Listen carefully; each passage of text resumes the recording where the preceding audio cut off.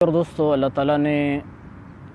قرآن پاک میں جتنے بھی پہلے علوم انبیاء علیہ السلام کو عطا فرمایا سب کو بیان فرما دیا ہے۔ تورات، زبور، انجیل اور جتنے بھی صحائف اللہ تعالیٰ نے انبیاء علیہ السلام کو عطا فرمائے ان تمام کا خلاصہ قرآن پاک ہے، اور قرآن پاک کا خلاصہ سورۃ فاتحہ ہے، اور سورۃ فاتحہ کا خلاصہ ایاک نعبد و ایاک نستعین ہے۔ اور قرآن پاک کی ابتدا سورۃ فاتحہ سے ہو رہی ہے، اور سورۃ فاتحہ کی پہلی آیت الحمدللہ رب العالمین، تمام تعریفیں اللہ کے لیے ہیں جو تمام جہانوں کو پالنے والا ہے۔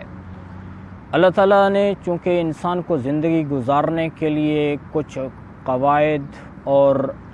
قانون دیے ہیں کہ اس کے دائرے میں رہتے ہوئے تم نے زندگی گزارنی ہے، تو نماز پڑھنے کا حکم دیا، روزے کا حکم دیا، حج کا حکم دیا، مختلف احکامات عطا فرمائے، اور ساتھ بہت ساری چیزوں سے منع کیا، بددیانتی سے منع کیا، چوری سے منع کیا، ڈاکے سے منع کیا، جھوٹ سے منع کیا۔ تو حکم دینے والا اور بعض چیزوں سے روکنے والا کون ہے؟ تو اس اللہ نے اپنا تعارف پہلے کروایا ہے، کیونکہ انسان کی فطرت ہے کہ یہ اپنے سے بڑے کی بات کو ماننے کے لیے تیار ہو جاتا ہے، اور یہ انسان کسی کے حکم کو ماننے کے لیے اس کی حیثیت کو دیکھتا ہے۔ تو اللہ تعالیٰ نے چونکہ احکامات عطا فرمائے ہیں قرآن کے اندر، اور زندگی گزارنے کا ایک دستور اور قاعدہ بیان کیا ہے، تو اس لیے اللہ تعالیٰ نے سب سے پہلے اپنا تعارف کروایا کہ تمہیں جو حکم دینے والا اللہ ہے وہ کون ہے، وہ کون سی ذات ہے جس نے تمہیں یہ حکم دیا ہے۔ تو فرمایا کہ وہ اللہ الحمدللہ رب العالمین، ایسی عظیم ذات ہے کہ تمام تعریفیں اللہ کے لیے ہیں جو تمام جہانوں کو پالنے والا ہے۔ تمام تعریفیں یعنی تعریف کی جتنی بھی اقسام ہیں وہ سب اللہ کے لیے ہیں۔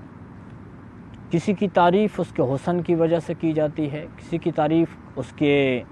زور، طاقت، اقتدار کی وجہ سے کی جاتی ہے، کسی کی تعریف اس کے کمالات کی وجہ سے کی جاتی ہے، یا اس کے احسانات کی وجہ سے کی جاتی ہے، یا اس کی تعریف اس کے قریب رہنے کی وجہ سے مانوس ہو کر پھر اس کی تعریف کی جاتی ہے۔ تو تعریف کی جتنی بھی اقسام ہیں، حسن و جمال کی وجہ سے تعریف کی جائے تو اللہ کی ذات سے بڑا حسین، خوبصورت، جمیل کو ان اللہ جمیل، اللہ کی ذات سے خوبصورت کوئی نہیں۔ اللہ تعالیٰ نے جنتیوں کو اتنی نعمتیں جنت میں عطا فرمائی ہیں کہ انسان سوچ بھی نہیں سکتا،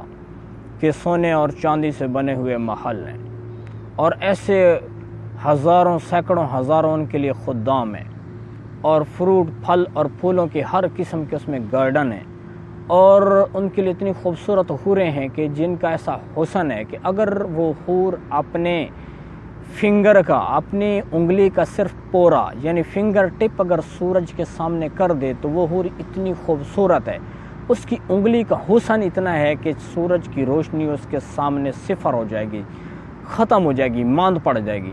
اور اللہ تعالیٰ جنتیوں کو ایسی نعمتیں دیں گے، ایسی ایک بادشاہت عطا فرمائیں گے، وَإِذَا رَأَيْتَ ثَمَّ رَأَيْتَ نَعِيمًا وَمُلْكًا كَبِيرًا، ایک بادشاہت ان کو ملی ہوئی ہوگی، اتنی عیش و آرام کی زندگی وہ گزار رہے ہوں گے۔ تو پھر اللہ تعالیٰ جنتیوں کو بلائیں گے اور فرمائیں گے ہاں میرے بندو بتاؤ تمہیں کچھ اور چاہیے؟ وہ عرض کریں گے اللہ اتنی نعمتیں آپ نے عطا کر دی ہیں، اب ہم آپ سے کیا مانگیں؟ تو پھر اللہ تعالیٰ خود اپنا دیدار ان کو کروائیں گے، اور جنتی جب اللہ کی ذات کا دیدار کریں گے تو ان کو اپنی تمام نعمتیں جو اللہ نے ان کو عطا فرمائیں، عیش و آرام والی زندگی، وہ حور و قصور، سب وہ بھول جائیں گے۔ تو ایسی حسین اور خوبصورت ذات اللہ کی ذات ہے۔ تو حسن کی وجہ سے تعریف کی جائے تو وہ بھی اللہ ہی ہے جو اس قابل ہے کہ اس کی تعریف کی جائے۔ زور اور اقتدار اور زور کی وجہ سے، طاقت کی وجہ سے وَلِلَّهِ الْقُوَّةُ جَمِيعًا إِنَّ اللَّهَ يُمْسِكُ السَّمَاوَاتِ وَالْأَرْضَ أَن تَزُولَا، اللہ تعالیٰ اتنی بڑی عظیم طاقت والی ذات ہے کہ زمین و آسمان جیسی عظیم مخلوق کو اللہ تعالیٰ نے اپنے امر سے، حکم سے کھڑا کیا ہوا ہے، اسے قابو کیا ہوا ہے۔ اتنا بڑا آسمان، نیچے کوئی ستون نہیں، اللہ کے حکم سے کھڑا ہوا ہے۔ اتنی بڑی زمین جس میں ہزاروں، سینکڑوں، کروڑوں ٹن خزانے جمع ہیں، پڑے ہوئے ہیں، اور زمین حرکت نہیں کرتی، تو اس کو اللہ نے اپنی طاقت سے روکا ہوا ہے۔ وَلَئِنْ زَالَتَا إِنْ أَمْسَكَهُمَا مِنْ أَحَدٍ مِّن بَعْدِ، اللہ تعالیٰ فرماتے ہیں کہ اگر میں ان کو چھوڑ دوں تو تم پکڑ سکتے ہو؟ کوئی ان کو روک سکتا ہے اپنی جگہ پہ؟ نہیں روک سکتا۔ تو کسی کی طاقت کی وجہ سے تعریف کی جائے تو وہ اللہ ہی ہے جو سب سے بڑی عظیم طاقت والی ذات ہے، جس کی طاقت کی کوئی حد نہیں ہے۔ اور بادشاہت کی وجہ سے اقتدار، اللہ سے بڑا بادشاہ کون ہے؟ وہ بادشاہوں کا بادشاہ ہے، اس نے پوری کائنات کو بنایا، تمام زمانوں میں اس کی بادشاہت چل رہی ہے، اور یہ دنیا ختم ہو جائے گی، آخرت کے زمانے شروع ہو جائیں گے جن کی حد کوئی نہیں، تو بھی اس کی بادشاہت چلے گی۔ تو اس بادشاہت کی وجہ سے تعریف کی جائے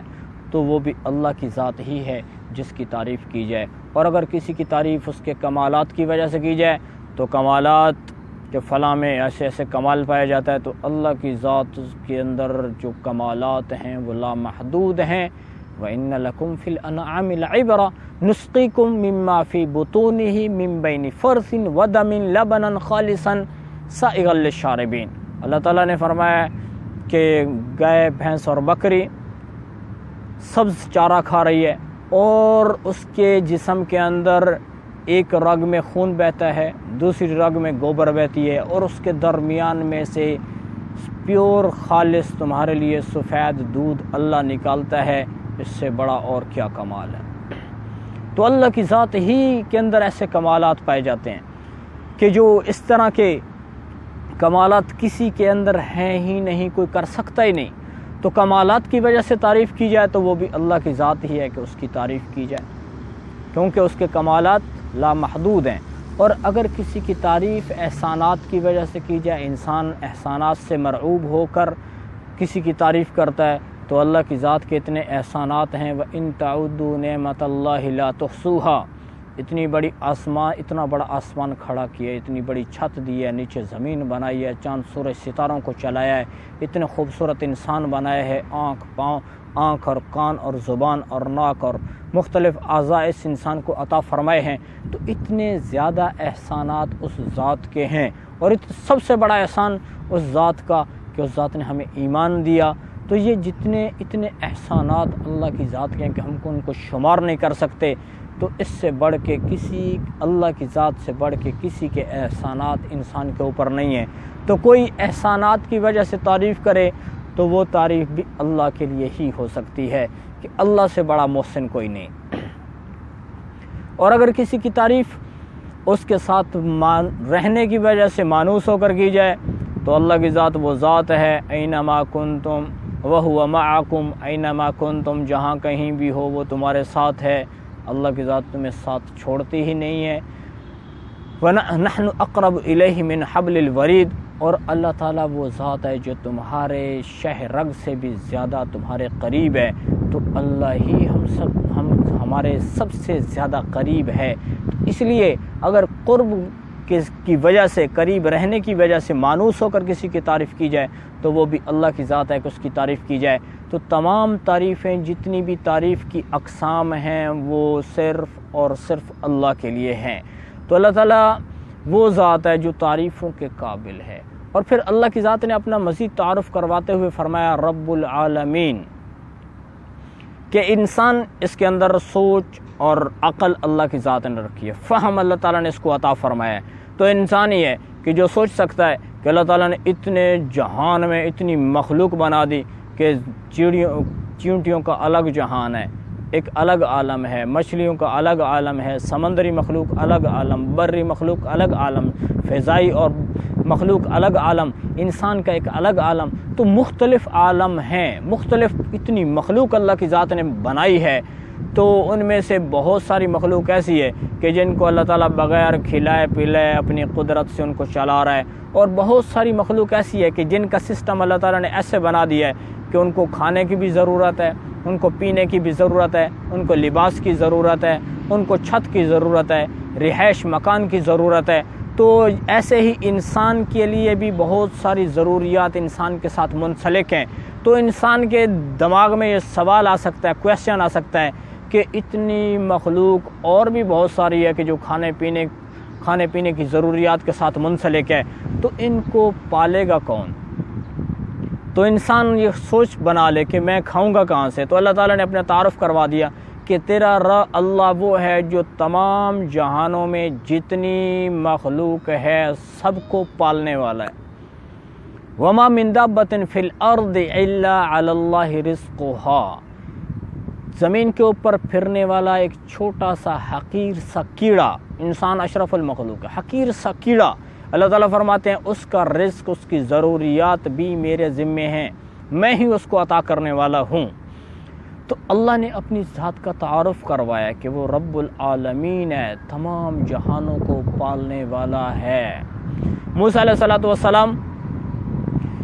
ان کے ہاتھ میں عصا تھا، تو اللہ تعالیٰ نے حکم دیا کہ پتھر کے اوپر عصا مارو، تو انہوں نے پتھر کے اوپر عصا مارا، پھر مارا 3 دفعہ پتھر ٹوٹا اور اس کے اندر سے ایک چھوٹا سا کیڑا نکلا، اور وہ کیڑا تسبیح، اللہ کی ذات کی تسبیح کر رہا تھا اور کہہ رہا تھا سبحان من یرانی ویعرف مکانی ویذکرونی ولا ینسانی، میرا اللہ وہ ہے جو میرے ٹھکانے کو جانتا ہے، میری رہائش کو جانتا ہے، وہ جانتا ہے کہ میں کہاں پہ ہوں، اور وہ مجھے کھلا پلا رہا ہے، جلا رہا ہے، مجھے اس نے زندگی دی ہوئی ہے اور مجھے پلا رہا ہے اور کھلا رہا ہے، اور مجھے بھولتا نہیں، مجھے یاد رکھتا ہے۔ تو یہ رب العالمین ہے، تمام جہان کی تمام چیزوں کا رب ہے۔ تو اللہ تعالیٰ نے اپنا تعارف کروا دیا ہے، تمام تعریفیں بھی اسی کے لیے ہیں، وہ رب العالمین ہے، پورے جہان کو پالنے والا ہے۔ اور ساتھ ہی آگے فرمایا الرحمن الرحیم، کہ تیرا رب رحمان ہے، اس کی رحمت لا محدود ہے۔ اللہ تعالیٰ کی رحمت، رحمان اس کے اندر بھی رحمت والا معنی پایا جاتا ہے، الرحیم اس میں بھی رحمت والا معنی پایا جاتا ہے۔ تو رحمان اللہ تعالیٰ دنیا کے اعتبار سے، علماء فرماتے ہیں کہ اللہ کی رحمت دنیا کے اندر اتنی وسیع ہے کہ ہر کوئی اس سے نفع اٹھا رہا ہے، چاہے وہ مسلمان ہے، چاہے وہ کافر ہے، وہ مشرک ہے، وہ اللہ کی ذات کو نہیں مانتا، وہ دہریہ ہے، جو بھی ہے ہر ایک اللہ کی رحمت سے نفع اٹھا رہا ہے۔ اللہ تعالیٰ رحمان ہے دنیا کے اعتبار سے، اور رحیم ہے آخرت کے اعتبار سے، کہ اللہ تعالیٰ رحیم ہے کہ آخرت میں اللہ تعالیٰ کی رحمت کا معاملہ اس کے مخصوص بندوں کے ساتھ ہوگا، جن کے اندر ایمان ہے، جن کے اندر اعمال ہیں، تو اللہ کی ذات کی رحمت ان کے ساتھ قیامت کے دن خاص ہو جائے گی۔ اور اللہ کی رحمت دنیا کے اندر عام ہے، پوری مخلوق، جن و انس، کیڑے مکوڑے، سب اللہ کی رحمت